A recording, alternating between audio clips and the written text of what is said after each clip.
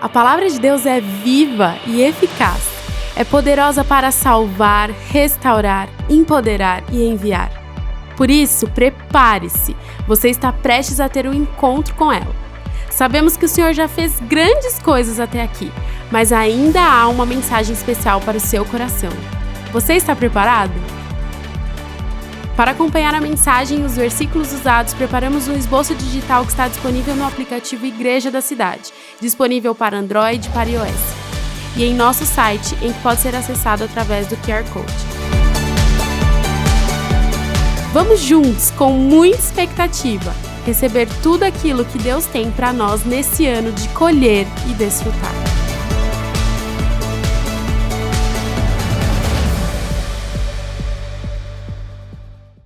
Olá, bom dia! É um prazer muito grande estar juntos como família, reunidos, celebrando a Deus nesse domingo maravilhoso. Eu sou Andrei, sou um dos pastores da nossa igreja e quero compartilhar uma palavra de Deus ao seu coração.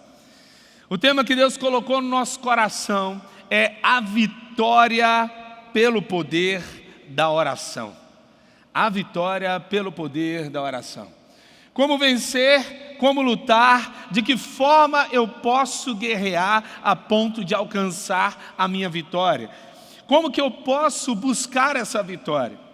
Muitas vezes nós vivemos num campo de batalha, mas não estamos lutando com as armas certas e acabamos nos sentindo muito desmotivados, cansados e até mesmo fracassados. Mas a palavra de Deus diz que aqueles que esperam no Senhor renovarão as suas forças, subirão com asas como águia, correrão e não se cansarão, caminharão e não se fatigarão. Você recebe essa palavra? Aleluia, glória a Deus. John Bunyan vai dizer o seguinte: o inimigo treme ao ver os mais falhos homens de joelho em oração. Uau! Há uma expectativa do céu de que nós possamos compreender a forma como devemos viver a nossa vida. Isso se torna tão único que Jesus Cristo veio à Terra para nos ensinar sobre isso. Ele nos ensina sobre o poder da oração por meio da sua própria vida, mas também por meio do seu ensino. A palavra de hoje está baseada em um dos sermões mais belos de Jesus Cristo, o chamado Sermão do Monte, que vai de Mateus 5 até Mateus 7. Um dos lugares mais belos de Israel. Nós, quando vamos lá e visitar, se um dia você for, depois passar desse tempo todo de tribulação, você conseguir fazer essa viagem, você vai entender o que eu estou te dizendo. Ao sentar lá, ver ali o lugar aberto, um campo aberto, um lugar realmente maravilhoso. E Jesus Cristo começa a ensinar em Mateus 5. Em Mateus 6, Jesus Cristo vai ensinar sobre a oração que ficou conhecida como a oração do Pai Nosso. Mas vamos aprender algo ainda antes de entrar na oração do Pai Nosso. John Wesley, um avivalista britânico, dizia: a oração é o poder que move o mundo espiritual. Andrew Murray vai falar: dê-me 100 homens que não temam nada senão o pecado, e não desejem nada senão a Deus, e eu abalarei o mundo. Mas tal só se consegue através da oração. Você crê no poder da oração? Você crê que a oração ela exerce uma influência do céu? Em alguns momentos a gente não entende o que significa oração, e eu quero que você fique aqui comigo. Preste bem atenção. Quando você dobra os seus joelhos e começa a clamar a Deus, a sua voz atravessa o arco de nuvens, chega até a eternidade. Deus ouve você e Ele vem com o dedo dele e toca na sua história. Você sabe o que é uma oração? A oração é quando você entende que você precisa tanto do céu, que você não tem como viver de outra forma a não ser se comunicando com o céu, conversando com Deus e dizendo: Deus, eu creio que você é capaz de fazer infinitamente mais do que tudo que eu estou pedindo, pensando ou imaginando. Eu clamo ao Senhor porque eu confio no Senhor. Deus ouve você, Deus sabe onde você está e Ele intervém na sua história. Eu acho muito poderoso. Eu tenho 3 filhos, Daniel, Gabriel e Miguel. E tem uma passagem bíblica em que os 3 aparecem juntos. Daniel está orando, clama ao Senhor.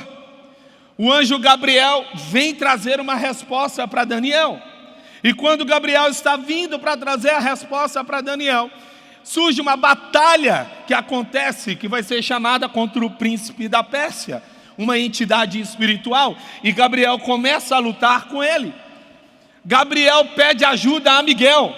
Miguel ouve, vai até Gabriel e libera Gabriel para poder entregar a mensagem. Quando Gabriel chega próximo de Daniel, encosta a mão nele, Daniel cai ao chão. E a fala de Gabriel foi, e eu queria que você repetisse comigo: desde o primeiro dia que você começou a orar, Deus ouviu você. Aleluia, você recebe isso? Você foi ouvido por Deus. Deus se importa, mas às vezes você está como Daniel, desfalecendo. Parece que ninguém está te ouvindo, parece que você está falando ao ar. Ei, em nome de Jesus, quando você dobrar os seus joelhos e começar a orar, você vai crer que Deus está ouvindo a sua oração.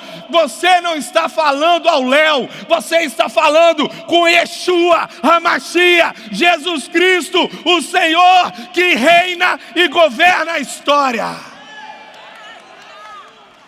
Deus sabe quem é você. Deus conhece você.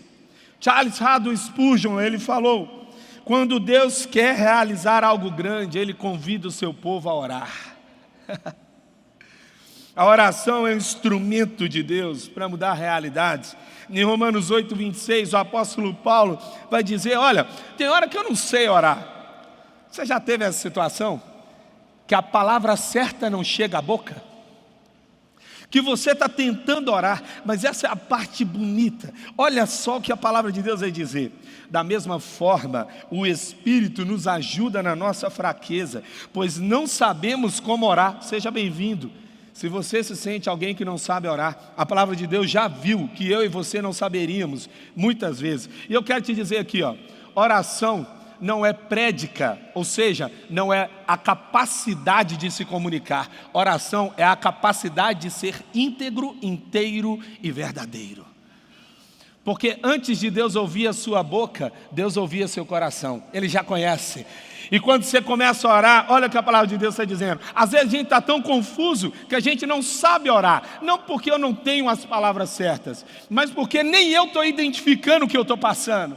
Eu não sei nem como construir uma frase sobre a minha história. Aí a Bíblia diz o seguinte: mas o próprio Espírito intercede por nós com gemidos inexprimíveis. Você não sabe, mas Deus sabe. Você não consegue falar, mas o Espírito fala por você. Deus está ouvindo. A oração, antes de ser a questão da verbalização, ela é, antes de tudo, um processo de rendição, de entrega contínua. A palavra oração do grego proseukumai vai dizer o seguinte: pros significa face a face, perante, diante, ou seja, eu estou diante de alguém. E eukomai significa desejo, anseio, clamor. Em outras palavras, eu decido clamar e desejar estar face a face com Deus.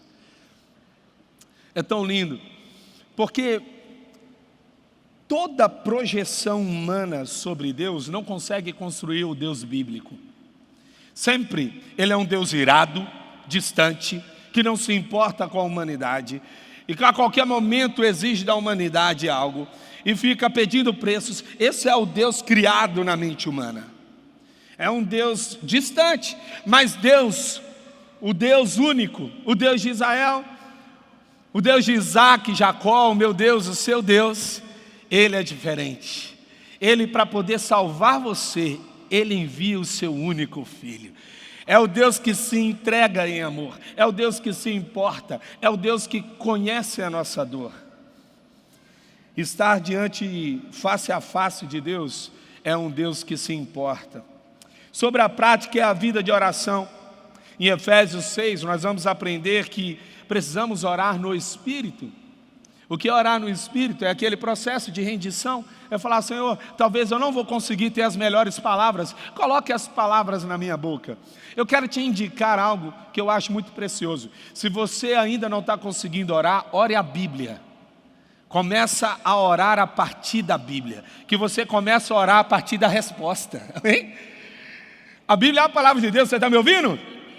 A Bíblia é a palavra de Deus, e se ela é a palavra de Deus, eu começo a orar a partir da Bíblia, eu oro a partir da resposta que Deus vai trazer para mim, eu oro a partir do favor de Deus sobre mim.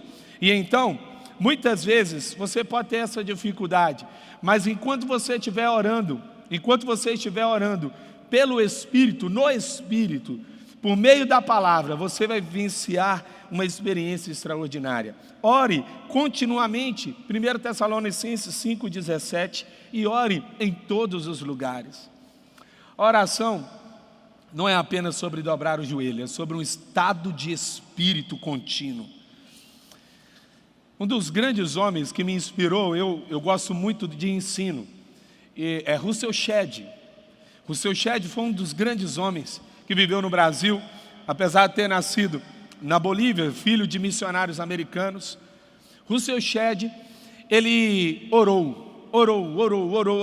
E quando ele chegou no fim da vida dele, foram perguntar para Russell Shedd, ele já bem velhinho, Russell Shedd, se você pudesse hoje mudar a sua história, mudar a sua vida, o que você faria? Ele falou, eu oraria mais.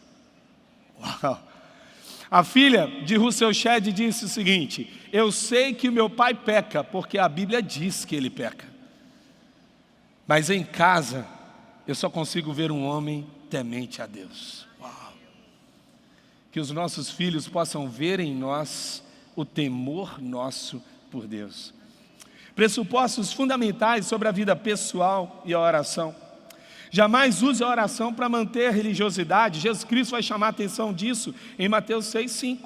E quando vocês orarem, não sejam como os hipócritas. Eles gostam de ficar orando em pé nas sinagogas e nas esquinas, a fim de serem vistos pelos outros.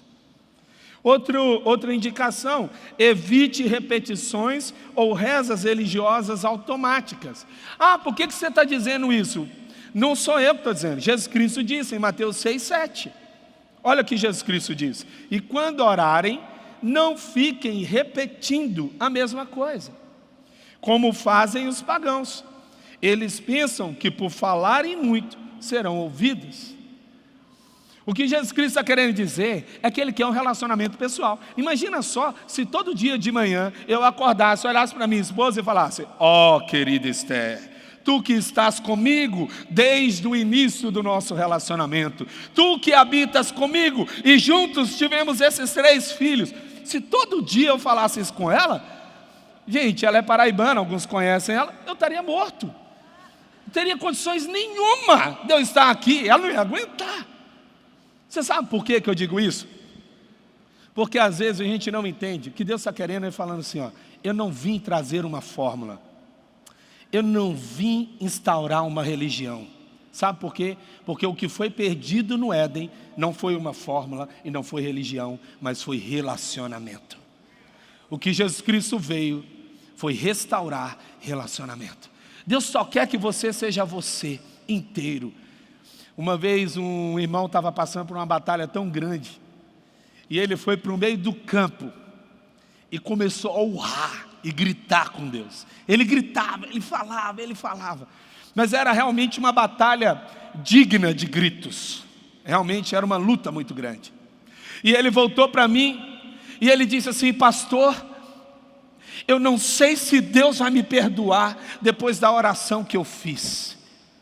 E eu disse para ele, filho, você não entendeu, Deus já ouvia essas palavras dentro do seu coração, mas no momento em que você as colocou para Ele, Ele tem poder para curar. Então, não fique com medo de falar aquilo que você verdadeiramente é. Deus já conhece. Ninguém se cobre diante de Deus. Quando Deus olhou e procurou Adão no jardim, Ele disse: Adão, onde você está? Você acha que Deus tinha perdido Adão?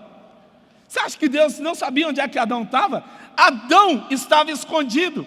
Mas a pergunta de Deus para Adão não era: onde você está, porque eu não te acho. É: Adão, por que você não está no lugar que eu te coloquei? Adão, por que você se perdeu em você mesmo? Adão, não importa o lugar onde você tente se esconder, eu já sei onde você está. Em Salmo 139, Davi vai dizer: eu posso cavar lá no fundo, eu posso subir no ar, não importa o lugar onde eu estiver, Deus está. Nenhum de nós podemos nos esconder, mas o nosso coração quebrantado e vulnerável diante de Deus faz o céu descer. Dispense intermediários. Em Mateus 6,9, é o que nós vamos nos dedicar aqui agora a ler. Jesus Cristo vai dizer: Pai Nosso. Repete assim comigo: Pai Nosso. Não é bonito isso? Cara, eu estava lá em Israel, no hotel, e eu ouvi, das experiências que eu tive, essa para mim foi a mais poderosa. No hotel, nada ali, a situação bíblica em si, né? Não tinha nada. Estava dormindo ali, e eu começo a ouvir uma criança gritando. Essa criança estava gritando, e ela corria pelo quarto. Ela não estava gritando de desespero, mas ela estava gritando, chamando o pai. E ela gritava: Abba, Abba, Abba. Aquilo ali veio ao meu coração, a passagem bíblica que diz que nós podemos chamar Deus de Abba. Você sabe o que é Abba? Paizinho. Se fosse lá no Nordeste, seria painho. Eu não sei como que você gosta de chamar carinhosamente, mas Deus queria dizer para você: quando você chama, por exemplo, de papai, de paizinho, você não está diminuindo Deus, você está diminuindo a distância. Amém? E você diz: olha, papai, você é meu pai. Para que você alcance sua vitória por meio da oração, vamos aprender com Jesus. Primeiro, fale direto com o pai, com o coração de filho. Em Mateus 6,9, Pai Nosso que está nos céus. Assim como aquela criança que passava, Abba, Abba, e naturalmente recitava uma passagem bíblica que para mim era muito forte. Eu queria te dizer, o que Deus mais espera de nós é a gente acordando de manhã falando: Abba, Abba, que bom, mais um dia, que maravilha, mais uma dádiva. Obrigado, papai, obrigado porque o Senhor se importa. Olha que coisa linda, você não precisa de um pastor para poder falar com Deus, você não precisa de um sacerdote, você não precisa de nada que te coloque entre você e Deus. Jesus Cristo é a ponte direta. Eu não sei o quanto a gente consegue entender isso, mas é como se Deus estivesse dizendo: eu não quero ter um relacionamento de Deus distante com você. Eu quero ter um relacionamento de pai e filho. Em João 1, no versículo 12, olha que poderoso isso. Contudo, aos que receberam, aos que creram em seu nome, deu-lhes o direito de se tornarem filhos de Deus. Essa palavra aqui ela é interessante porque ela é dentro de um contexto onde João vai dizer o seguinte: olha, eu não sou nascido de descendência natural, mas eu sou nascido do próprio Deus. Imagina só, pode ser que os seus pais terrenos não tivessem desejo que você nascesse, ou que você foi uma surpresa, mas para Deus nunca foi uma surpresa, e sempre foi um desejo.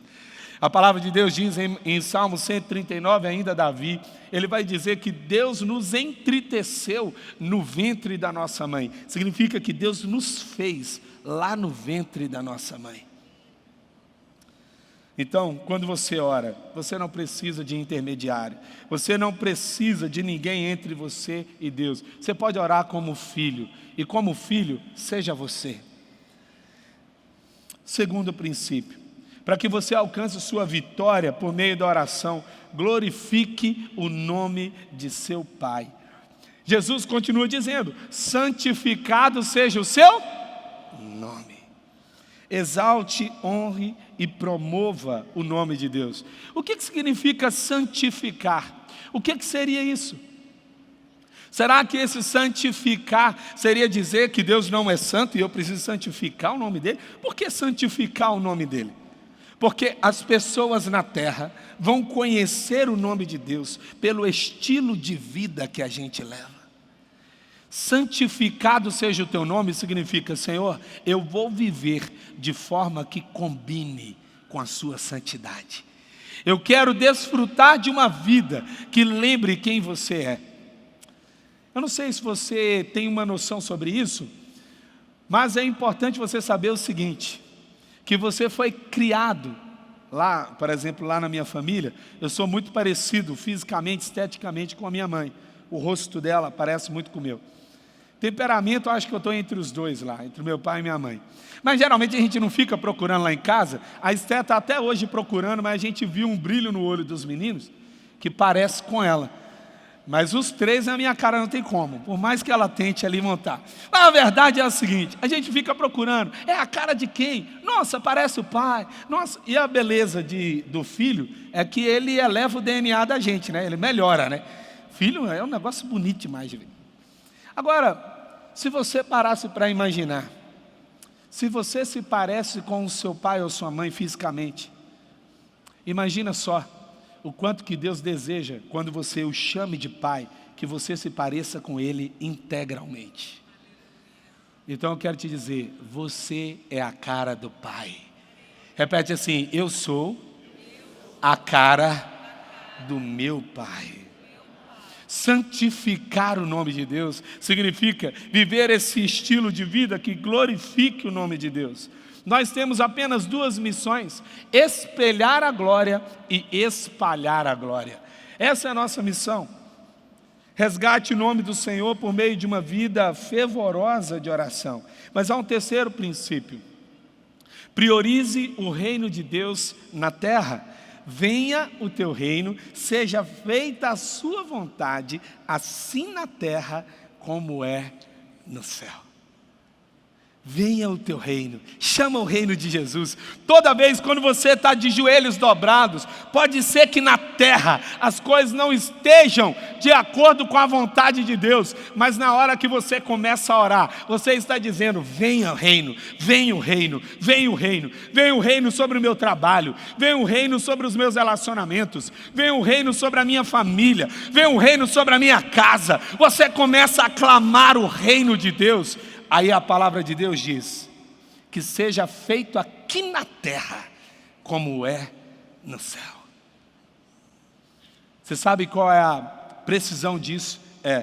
A medida de oração é a medida da satisfação da vontade de Deus em um determinado lugar.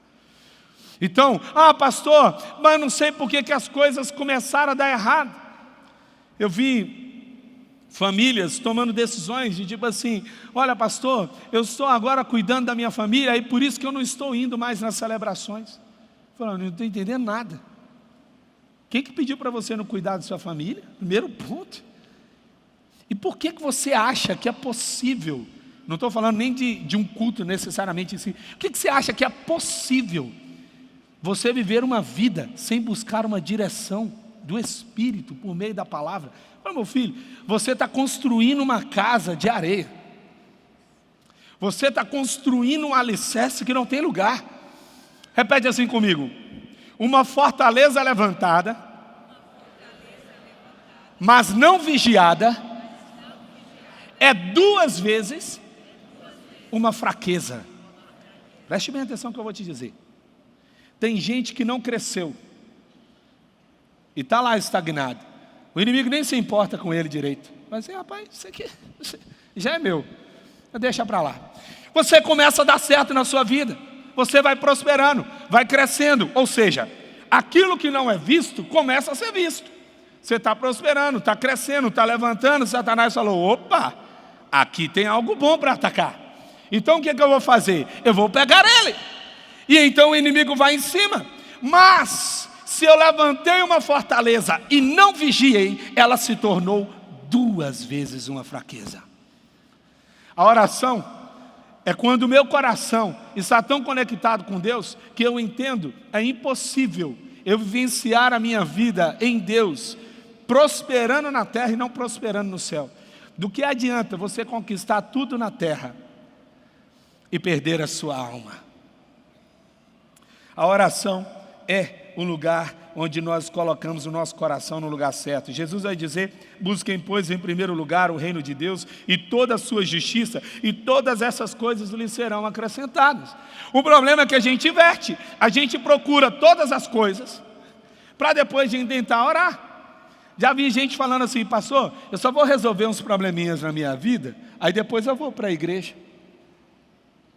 Qual é o problema do problema? Já falei isso aqui. O problema do problema é que quando você resolve um problema, aparece o quê? Outro problema. E esse ciclo nunca vai acabar. Porque com Deus, eu primeiro busco Ele, depois as coisas vêm sobre mim. Ter tudo e não ter Deus é ter nada. Mas há um quarto princípio: ore diariamente com fé. Dá-nos hoje o nosso pão de cada dia. O povo de Israel foi treinado a isso. Eles recebiam um maná, eles recebiam uma porção diária. Se eles guardassem para o outro dia, eles perdiam aquela porção. E tem hora que a gente faz uma oração como se fosse um amuleto. Oração não é amuleto. Oração não tem poder em si mesma. Ei, talvez isso aqui é especificamente para a sua vida. Oração não tem poder em si mesmo. Oração é um canal que Deus abre entre nós e Ele. Eu posso falar com Ele, mas o poder da oração não está na palavra que eu declaro na oração, mas está no Deus da palavra. Está no Deus que governa as coisas. Então onde é que tem que estar o meu coração? O meu coração não pode estar numa mágica, numa espécie de feitiço, como se fosse possível. Eu orei e nada aconteceu. Não funciona assim. Como é que eu tenho que fazer? Eu tenho que buscar o coração de Deus. Nós fomos criados para perseguir a presença de Deus. Por onde quer que você vá, a coisa que mais importa na minha e na sua vida é a presença de Deus. Orar com fé significa orar rendidos, orar confiante. E se eu orar e Deus não atender o que eu quero na minha oração? Já dizia uma música: Ele continua sendo Deus. Lembra lá? Se Deus fizer, se não fizer, se a porta abrir, continua sendo Deus. Uau! Aleluia, aleluia. O meu coração precisa saber: a minha confiança não está na resposta, a minha confiança está no caráter que é bom, que é perfeito, a vontade que é boa, perfeita e agradável. Amém?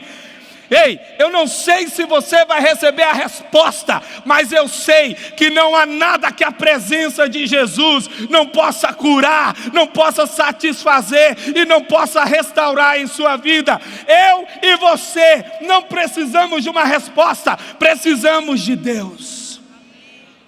É nele que está tudo que precisamos.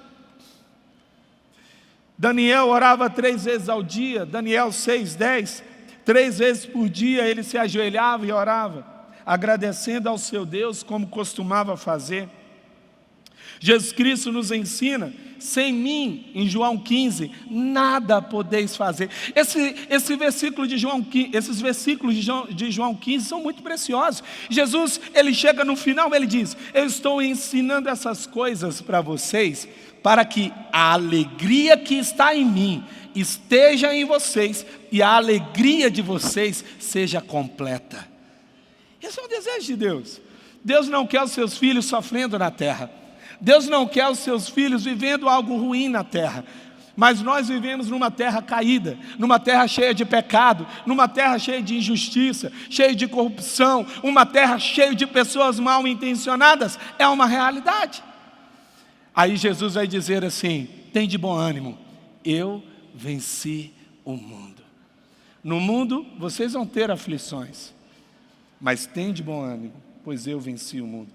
Em 1 Tessalonicenses 5,17, ore continuamente, para que você alcance sua vitória por meio da oração.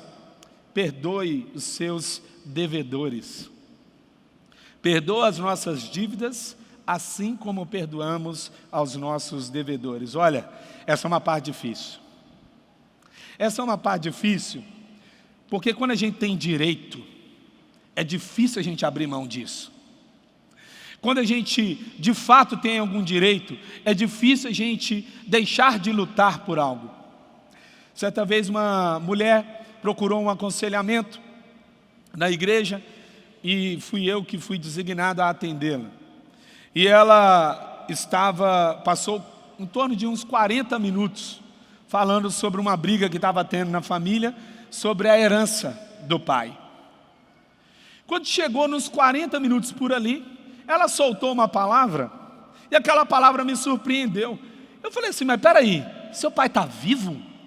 Ela falou: tá. Falei: meu Deus, você está matando o seu pai. Você está conseguindo conversar sobre um dinheiro, sobre um recurso, mas é meu. Mas eu falei assim: calma, está tudo errado, tudo fora do lugar. Sabe por que está tudo fora do lugar? Porque se eu estou lutando a minha vida para ter o que o meu pai tem, para receber o que é meu por direito, mas eu estou já desconsiderando a vida dele, nem isso eu posso receber. Eu não sei se você sabe, mas nos artigos sobre sucessão no direito civil, há uma causa em que é retirado da herança, da participação no que vai ser chamado de espólio, aquele que desonra o pai. A desonra retira alguém do espólio. Sabe, se até o mundo reconhece que é necessário honra para receber a herança, como nós, filhos do Deus vivo, vamos agir procurando uma herança de pai vivo? Discutindo partilha sobre um espólio de alguém que ainda não se foi. Sabe o que a gente precisa? A gente precisa mais de face, de rosto, de gente. Mas Jesus Cristo, Ele é um exemplo poderoso para nós sobre injustiça. E eu queria que você prestasse bem atenção. Eu e você só estamos nessa igreja aqui, hoje de manhã, porque alguém foi injustiçado. Porque alguém que não merecia foi para a cruz. Porque alguém que não passou pelo devido processo legal foi para a cruz. Não teve o direito ao contraditório, foi para a cruz. Alguém que foi marcado para morrer por causa das posições das autoridades da sua época foi injustiçado e foi para a cruz. Nós não somos o povo do algodão doce, nós somos o povo da cruz. Você entendeu o que eu estou dizendo? Talvez vai ser por meio de uma injustiça que chegou sobre você, que a glória de Deus vai trazer a justiça do céu. Quantos podem ser justificados se eu não for alguém que vai brigar por algo? Quantas pessoas eu vou poder alcançar? Quantas pessoas eu vou poder conectar? Eu não estou dizendo aqui para você parar de lutar pelos seus direitos. Eu estou dizendo que tem luta que não vale a pena. Não entre numa batalha que Deus não te chamou para entrar. Não entre numa luta que Deus não te convidou para entrar, porque ela pode custar demais. Custa tempo, recurso, esforço e não leva a lugar algum. E você sabe do que eu estou falando. Muitas pessoas entram em batalhas judiciais, passam anos em batalhas judiciais para conquistar algo que não é dela, e para no fim das contas receber uma sentença de um juiz terreno, o que Deus já tinha revelado e discernido espiritualmente há muitos anos anteriores. Quantas pessoas estão devendo para você? Eu não estou falando só de dinheiro, mas às vezes é gratidão, às vezes é justiça, às vezes é reconhecimento, às vezes é até mesmo paternidade, às vezes é respeito, às vezes é honra. Sabe, eu acho muito poderoso, um dos momentos únicos da Bíblia, um homem chamado Jacó, que significa traidor, rouba a bênção do seu irmão Esaú. Esaú fica irado com Jacó, e ele vai procurar o seu pai Isaque, e ele fala: pai, me abençoa. Aí o pai diz: eu não tenho bênção para te dar, eu dei tudo para Jacó. Ele fala: pai, me dá alguma coisa. E aí o pai diz o seguinte para ele: você vai viver numa terra distante, onde não tem orvalho, onde não tem chuva, onde você não vai prosperar, você vai ser escravo do seu irmão, até o dia, olha a bênção, até o dia em que você não suportar mais o seu jugo. Essa palavra parecia uma maldição, mas Esaú entende, e eu vou te explicar. Muitos anos depois, Jacó vai encontrar Esaú, e Jacó, medroso, põe mulher na frente, põe animal na frente, vai levando as coisas na frente, vai que manda um monte de presente para o irmão. Ele estava com medo, o irmão estava com raiva dele. Mas quando ele encontra Esaú, ele diz assim: Esaú, eu trouxe todos esses presentes para você. Esaú disse: eu não preciso de nada, eu já tenho tudo. Você sabe qual é a chave aqui? A chave liberada por Isaque é: se você perdoar, você não vai ser escravo. Se você perdoar, você vai ser próspero. Se você perdoar, você vai ser livre. Porque o perdão liberta. Esaú nunca serviu ao seu irmão. Nunca na história. Sabe por que ele não precisou servir? Porque ele perdoou. Eu queria te dizer uma coisa. A palavra perdão significa separação. No grego, separar. Separar o quê? Separar o meu coração da dor. Separar o meu coração da ira. Separar o meu coração da luta por algo.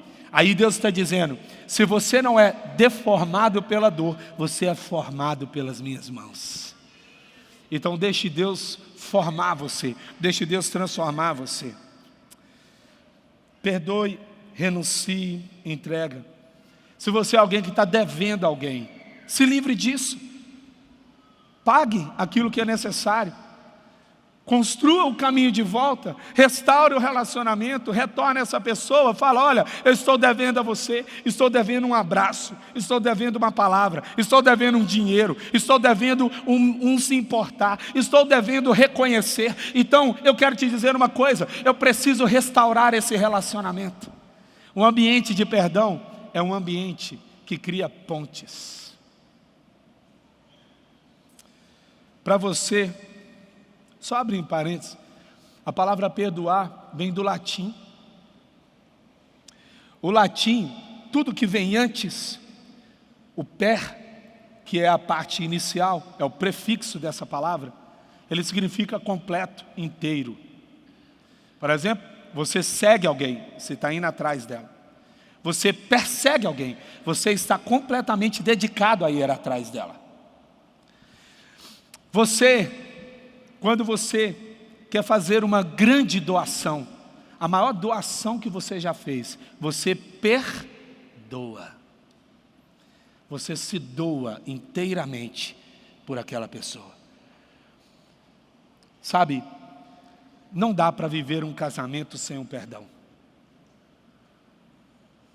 Nunca vi. Não dá para ser filho sem perdão. Não dá para ser pai sem perdão. Porque eu não vou estar inteiro. Eu vou estar pela metade. Eu acredito, mas nem tanto.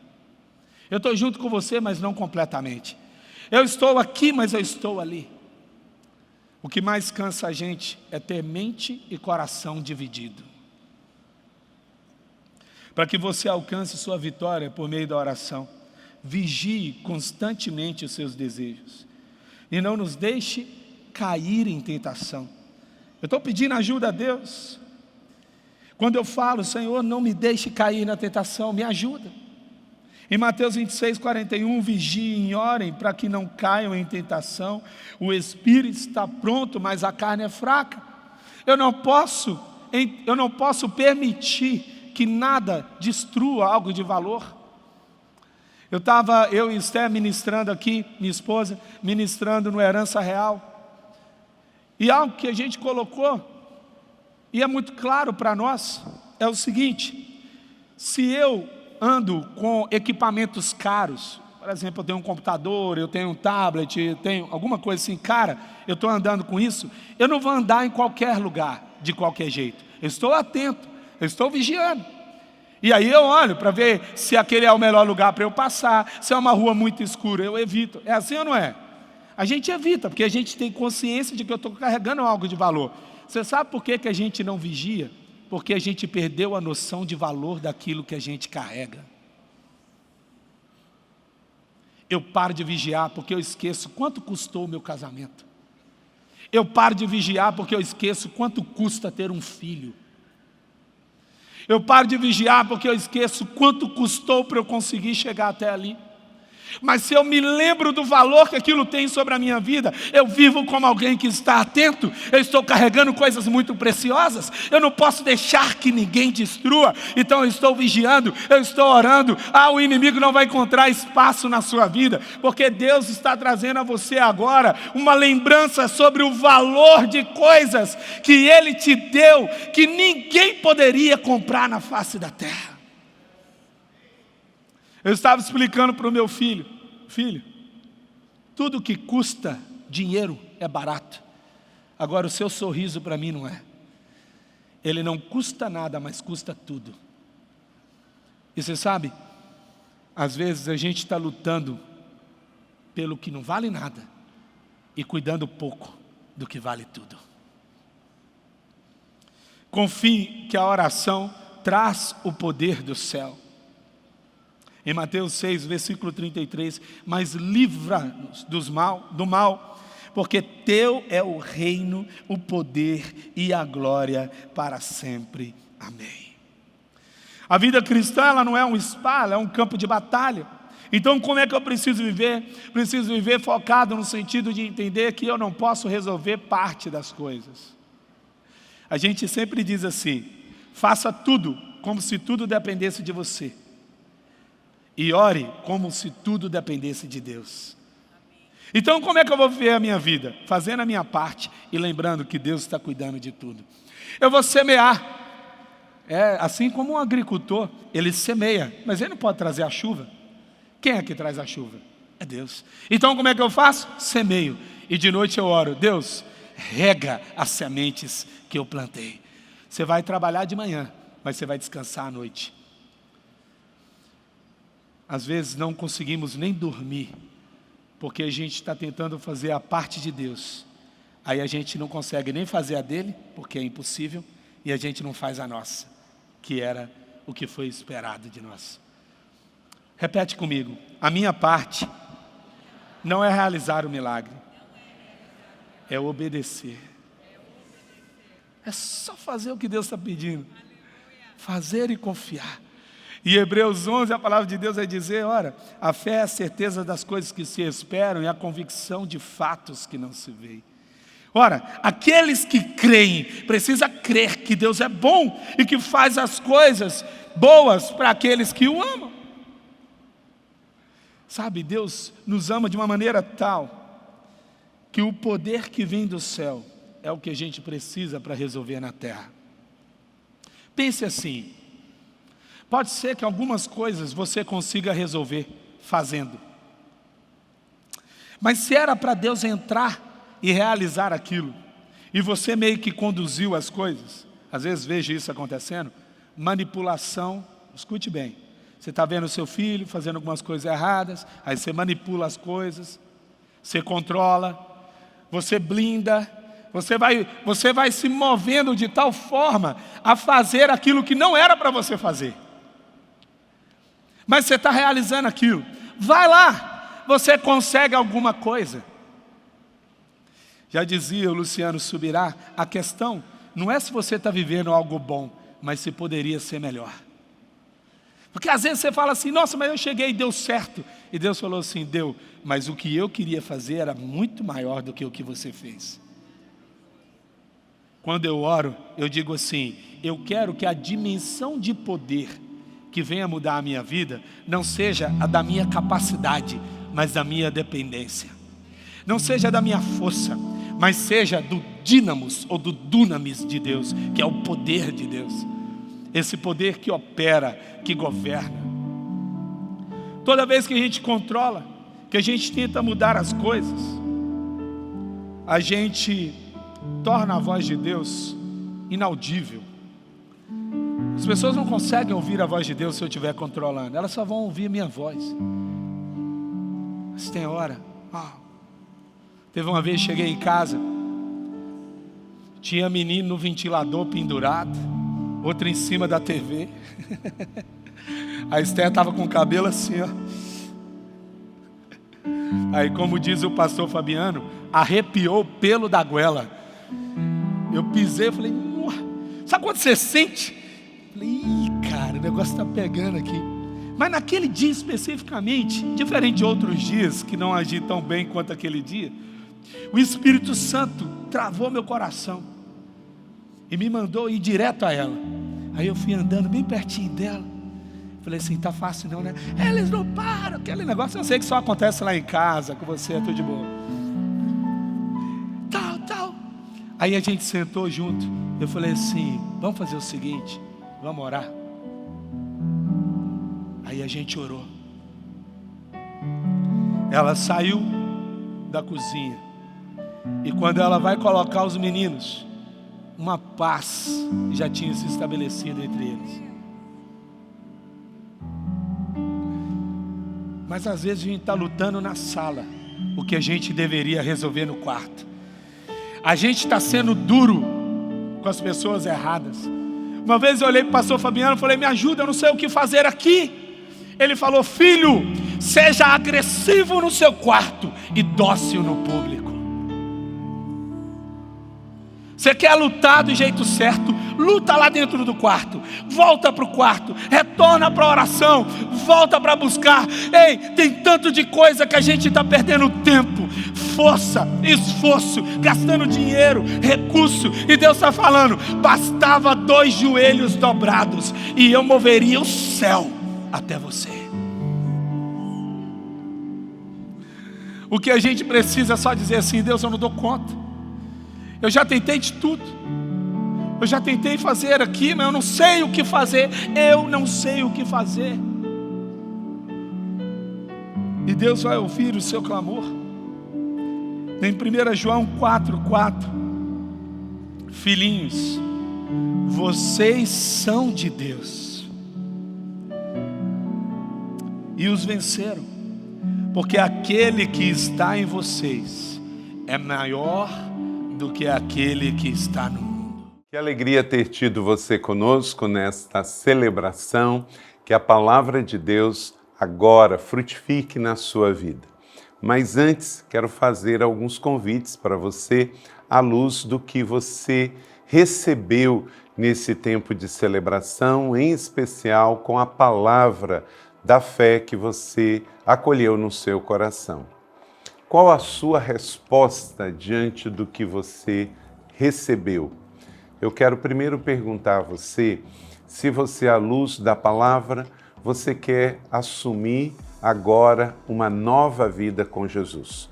Então, se você recebeu Jesus como Senhor e Salvador e entendeu que Ele é seu único Salvador, dê-me um sinal aí, então você pode se manifestar no nosso chat, dizendo que você tomou a sua decisão de receber Jesus como Salvador e Senhor. Também pode ser o seu caso que você já é um cristão, só que você está afastado da fé. Você quer se reconciliar com Jesus, voltar para a comunhão da fé? Também deixe aí no nosso chat a sua decisão de reconciliação. Ou um terceiro convite é se você quer ser batizado. Nós também queremos ver você batizado e vamos entrar em contato para que você venha ser batizado ou aqui na Colina ou em uma das igrejas da cidade ou também irmos até onde você está. Importante é a sua decisão. Você quer ser batizado? Talvez você foi batizado bebê quando infante e agora você entendeu que o batismo bíblico é um batismo precedido de uma decisão de arrependimento. Amém?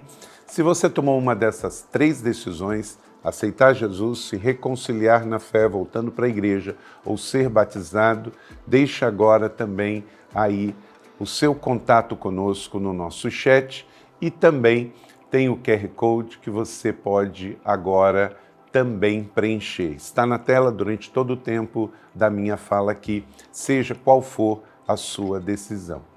Amém? Agora quero orar com você e pedir que você encaminhe o link desta mensagem para que outras pessoas possam também receber esta mesma palavra da fé que você.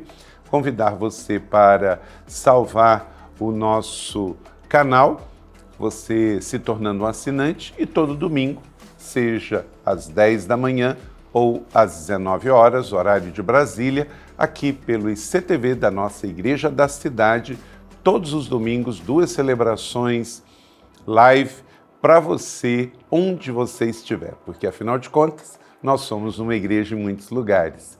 Então, Deus abençoe a sua vida. E esperamos que você tenha uma semana abençoada. Também quero pedir a você que você interaja com tudo que a nossa igreja oferece para você.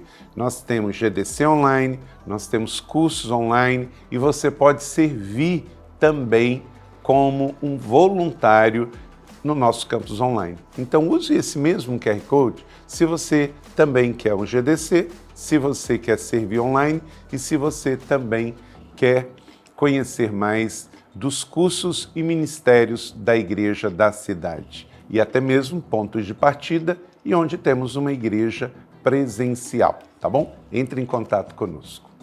Vamos orar juntos? Pai do céu, obrigado por esta celebração, pela mensagem que não voltou vazia, por cada vida que está conosco e tomou uma decisão ao teu lado.